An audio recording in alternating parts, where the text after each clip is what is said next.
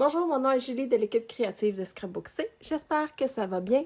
Aujourd'hui, une petite vidéo produit. Ça ne sera pas une page complète, je fais juste un fond de page. Donc, vraiment vite pour vous montrer, excusez-moi, un produit qui est vraiment pas nouveau, mais qui, dans les dernières années, a été un peu moins populaire. Et là, Ranger sont repartis de plus belle pour montrer des petites vidéos qu'ils l'utilisent. Donc, j'ai ressorti mon Crackle Paste.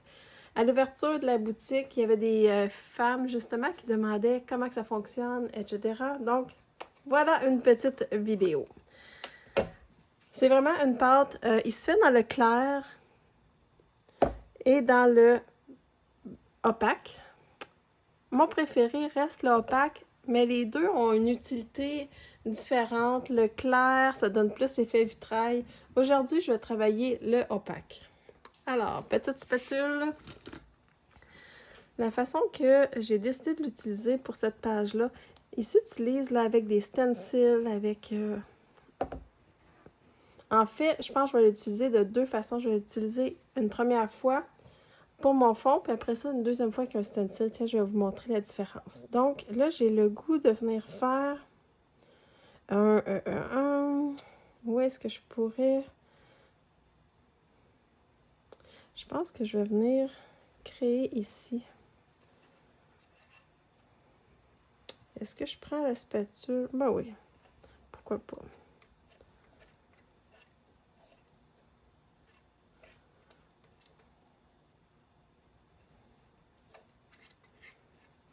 Ou je prends le doigt, je pense que ça va mieux aller au doigt. Je vais juste créer une petite zone. Puis le craquelage va se faire en fonction de l'épaisseur de la pâte. Donc là, j'essaie de le licher un peu.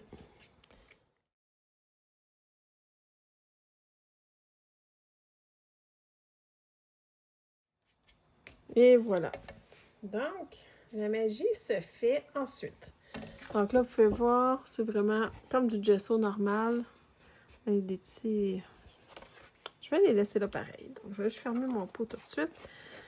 Et ensuite, vous pouvez le laisser sécher à l'air libre. Ça prend quelques temps. Ou vous pouvez l'accélérer avec le fer.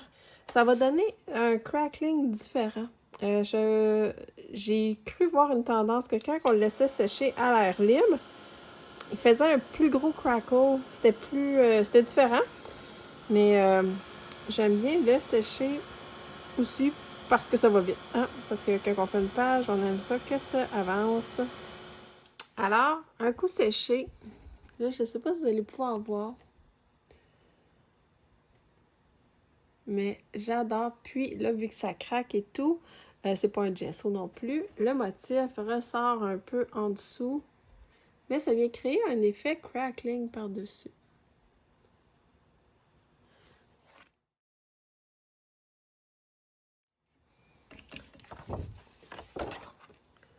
Comme ça.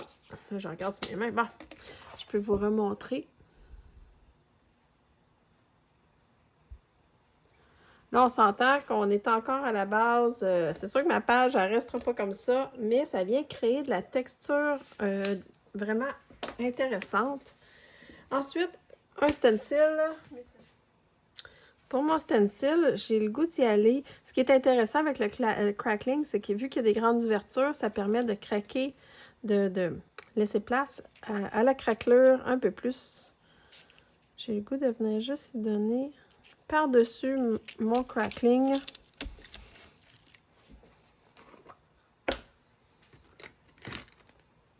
Non, pas ça là. Ça. De venir lui donner un autre aspect intéressant.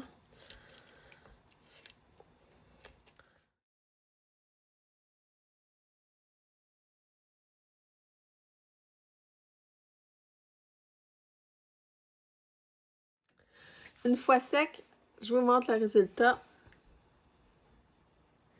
C'est intéressant de mettre du blanc sur l'autre qui a été teinté un peu.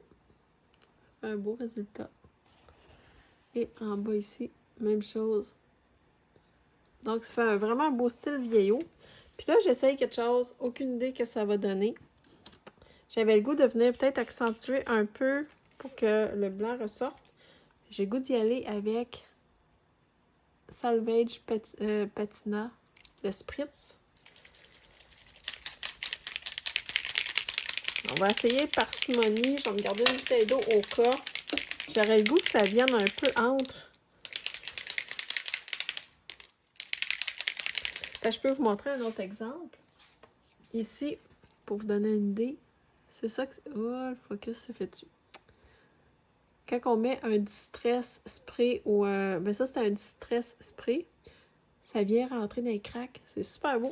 Fait qu'on va voir qu'est-ce que ça donne. Mais je veux y aller vraiment subtil. Fait qu'on essaie. Oups. On essaie.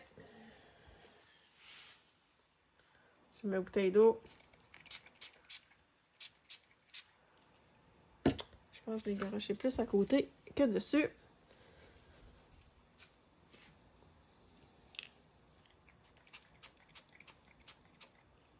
Puis là,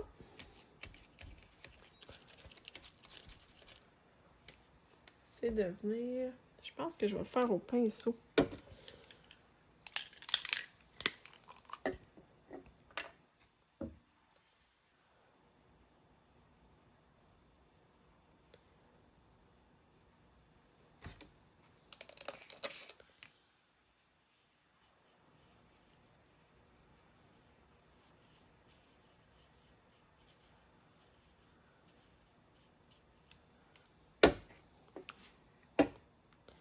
Comme ça. Juste pour venir faire ressortir. Un peu donner un petit... là, j'ai les termes shadow, là, mais un petit ombrage. Même chose en bas.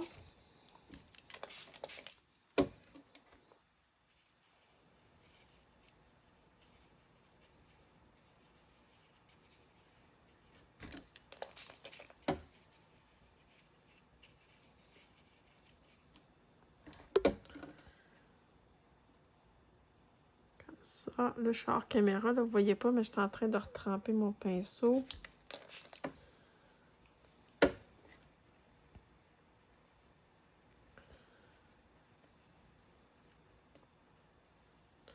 Comme ça.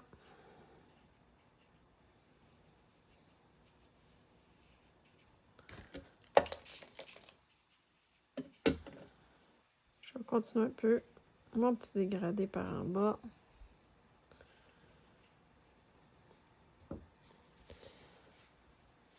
Ah! Avant qu'il y ait des dégâts.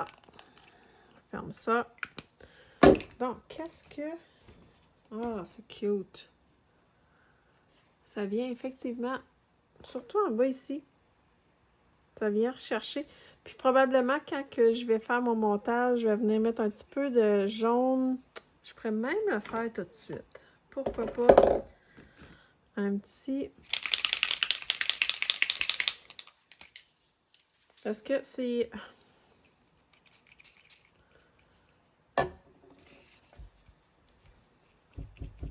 C'est plus... Ouais, je pense que j'aime ça avec la petite touche. Voilà, ça, c'est mon produit. Oups, j'avais du... Le spritz, là, c'est ce qui vient tout le temps rajouter le petite touche finale. Comme ça.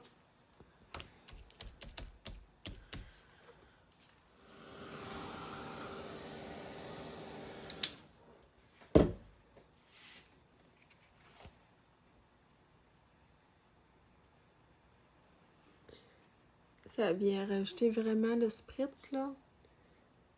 C'est superbe.